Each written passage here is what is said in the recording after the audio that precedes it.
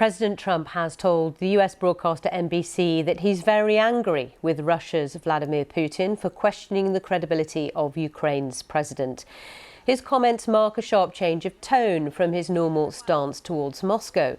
Donald Trump told an NBC reporter the Russian president's comments about Volodymyr Zelensky were not going in the right direction.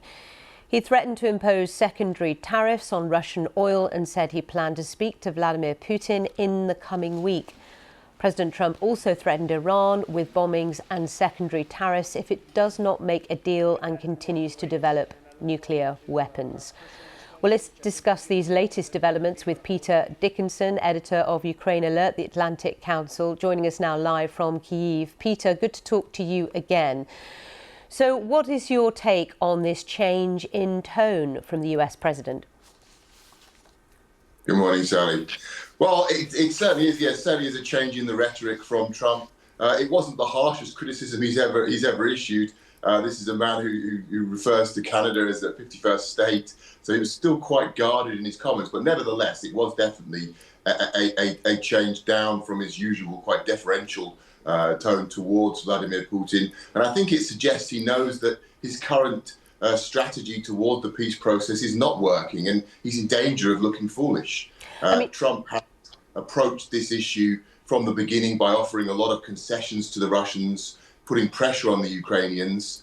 That got him to the point where 3 weeks ago, Ukraine agreed to an unconditional ceasefire. But ever since, all we've seen from Putin really is stalling tactics, playing for time, and demands for additional conditions, further concessions. And now, of course, the most recent comments from Putin on Friday, which appeared to question the entire notion of having an agreement with Zelensky and questioning whether Zelensky was a legitimate president and whether he could do a deal with him and whether Ukraine should be placed on under some sort of a UN mandate. So I think Trump is aware that it looks like Putin is playing him, and he needs to at least be seen to take a slightly tougher stance.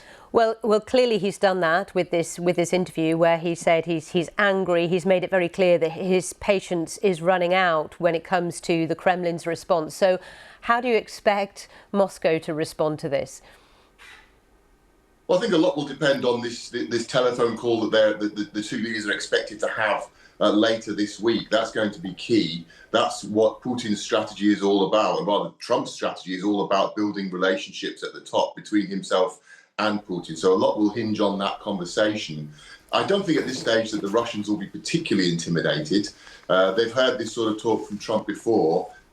They know that Trump is desperate to get a deal, that he's very keen to push this forward one way or the other, and he's ready to pressure Ukraine rather than Russia itself. So I think they'll see it as an indication that the talks need to move forward in some sense, but they'll be in no major hurry. Putin still feels pretty comfortable about where he's at the moment in the war, where the negotiations are at, and the position he has in terms of the leverage, the very limited leverage Trump currently has over But what Russia. about, you say limited leverage, but he's threatening secondary tariffs on buyers of Russian oil if Moscow doesn't do a deal soon. Will that have an impact in terms of putting pressure on Russia or not?